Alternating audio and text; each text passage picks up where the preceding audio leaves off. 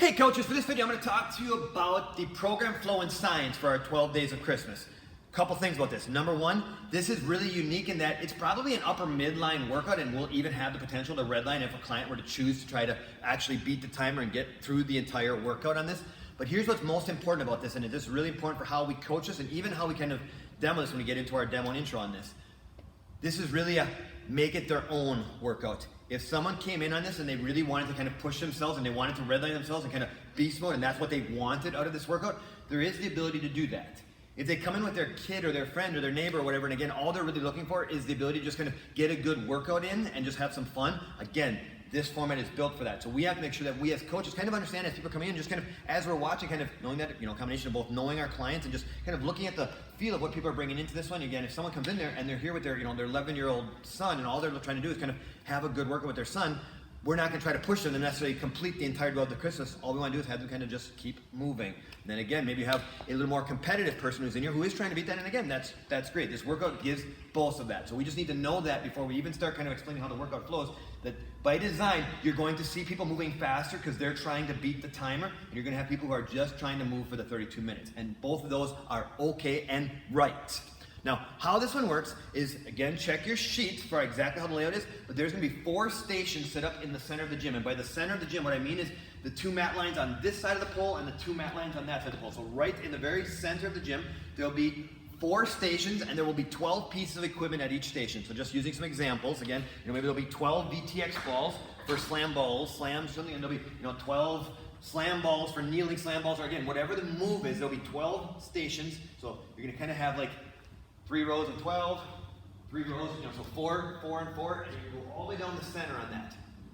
Those stations are the 12 days of Christmas stations. And what I mean by that is you're going to have it written up on the board like 12-11-10-9, etc. going down, and that's what you're going to explain to them. So just so we as coaches understand how this works, there'll be those stations here, and then along the sides of the lane, so in these last 4 mats on this side and the 4 mats on that side of the gym, there will be 3 traveling lanes set up. So just to use an example again, there'll be a ladder and some sparks and some hurdles coming back and some dots or whatever. And it's basically, think like a little obstacle course race. They're going to start wherever the green dot is. They're going to run down the line doing whatever those moves are. They're going to turn around the cone and they're going to come back. So again, there'll be 3 identical stations. So it won't matter which one of the stations they go in. There'll be, if it is that, there'll be a ladder, sparks, dots, and hurdles. A ladder, spark, dots, and hurdles. A ladder. So again, we know that. And what we're going to do is we're going to put a green dot next to whichever lane is the starting lane and a red dot where the finishing is. So again, every time they come here, they'll start at the green and they'll end at the red. They'll start at the green, and it doesn't matter which lane they go on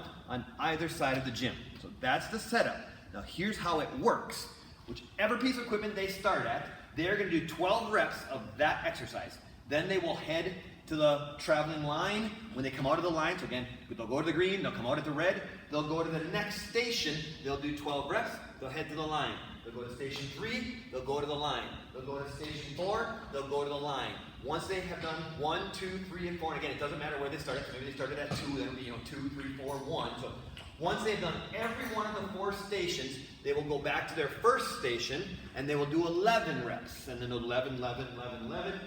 Again, every time they've done one station, they'll head to the line, then they'll do 10, 10, 10. So basically, we're going to run the timer for 32 straight minutes to see how far down the line they can go. So again, they have to do every station at 12, then they have to do every station at 11, then every station at 10, etc. And again, every time they finish their reps, they go to the line of fun and make that trip down the line.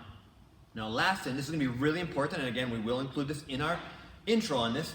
The stations closest to the wall. So the 2 traveling lines, so the traveling line on the logo side that's right by the wall, and the traveling line that is on the non-logo side right by the wall are going to be designated our low impact lanes.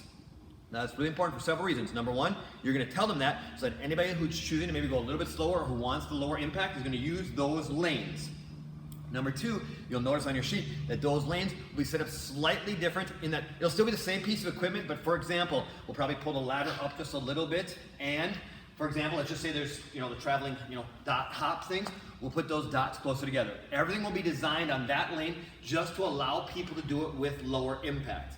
This is super important for a couple reasons. One, to make our clients feel successful. So again, a client who maybe is just at that place in their journey, they have a lane that's gonna help them, and they won't feel like someone's running up their backside. So again, when people come out of their stations, they can go to any lane they want. So if they want the low impact lanes, they just have to head those 2 outside lanes, and they won't have anybody crazy fast chasing them down in those lanes.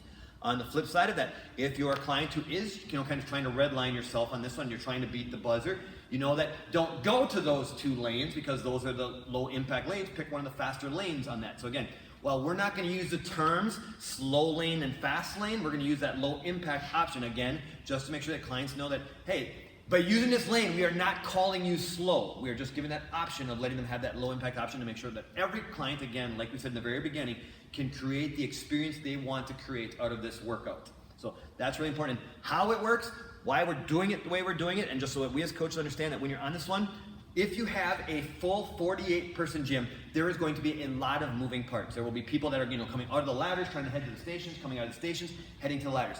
So what you're probably going to find as a coach is you're going to spend a fair amount of time on the outside edges of this. You just have to watch that. Again, if I'm coming out of the ladder and I'm one of the persons who's trying to beat the buzzer and I'm heading to the station, I want as clean of a lane as I can get to my next piece of equipment. So again, as a coach, the best place for you to get a high five from me is if you're probably at the edges of like the gray area here or at the edges down there, where when I'm coming out of the ladder, out of my red dot and I'm done, it's a great time for you to get a high five from me.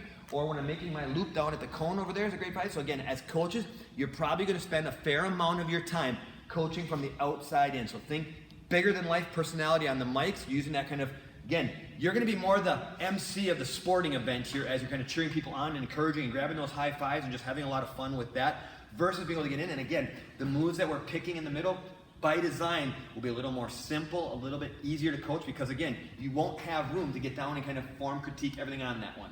And then lastly on that, because while you won't have a whole lot of room there, maybe sometimes you do need to get in there because maybe someone's doing slam ball slams and really bending over or something, or you have someone that's got their 11-year-old who's really struggling and you just need to maybe go over there and suggest body weight or whatever.